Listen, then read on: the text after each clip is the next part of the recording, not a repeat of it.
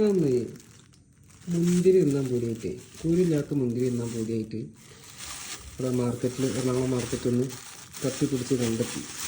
അങ്ങനെ മുന്തിരിൻ്റെ വില ചോദിച്ചപ്പോൾ 240 കിലോന് ആയിട്ടില്ല. അപ്പോൾ 250 ഗ്രാം കഴിഞ്ഞു. 250 ഗ്രാം വാങ്ങിയപ്പോൾ കവർക്ക് നോക്കിയപ്പോൾ കുറച്ചുള്ളായിരുന്നു. എന്താട്ടി 60 കൊടുത്തിട്ട് ഒരു 250 ഗ്രാം മുന്തിരി വാങ്ങി. അതാണ് നമ്മൾ അങ്ങനെ വെറുതെ നോക്കിയപ്പോൾ ഒരു കൗതുകം. 60 എടുത്ത് വാങ്ങിയ മുന്തിരി അല്ലേ, അത് എത്ര പീസ് ഉണ്ടാവും എന്നുള്ളത് അറിയാൻ വേണ്ടി ഒരു കൗതുകം. അപ്പോൾ ഞാനിപ്പോൾ അത് എണ്ണി വെക്കാൻ വിചാരിച്ച്. സാധാരണ മുട്ടായിയൊക്കെ വാങ്ങണ 1 ഉറുപ്പിക എടുത്തിട്ട് മുട്ടായിയൊക്കെ വാങ്ങണ്ടല്ലോ, അതേപോലെ മുന്തിരി എണ്ണം വെച്ച് നോക്കുകയെന്നുണ്ടെങ്കിൽ ഒരു മുന്തിരിക്ക് എത്ര ഉറുപ്പിക വരും എന്നുള്ളത് അറിയാൻ വേണ്ടിയിട്ട് ഞാൻ എന്താക്കി, അതിൻ്റെ അളവ് കണ്ടപ്പോൾ ഒന്ന് എണ്ണി വെക്കാൻ വിചാരിച്ച്. അങ്ങനെ മുന്തിരി എന്താക്കി നല്ല കേക്ക്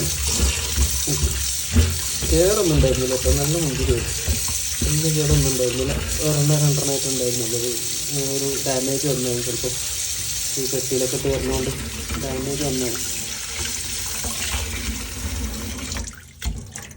നല്ല മുന്തിരി നല്ല കേൾക്കണം കേട്ടോ. മുന്തിരി നല്ല മരുന്നടിച്ച് തരുന്നതാണ്.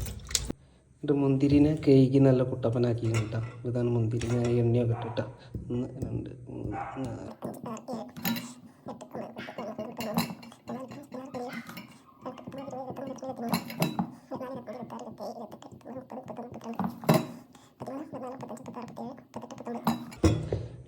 2 3 4 41 42 43 44 45 46 47 മുന്തിരി 60 ഉറുപ്പ്യക്ക് 47 മുന്തിരി കേടുണ്ടായിട്ട് 1 2 ചുളുങ്ങിയിരിക്കണം, കേടൊന്നുമല്ല.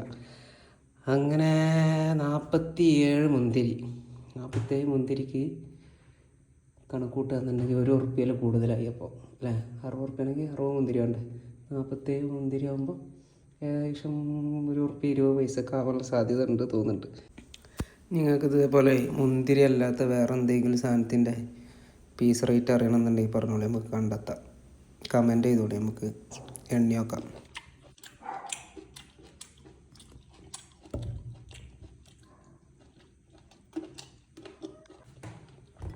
എന്തായാലും മുന്തിരി ഇഷ്ടമാണെന്നുണ്ടെങ്കിൽ ലൈക്ക് അടിച്ചിട്ട് പോയിക്കോളേ.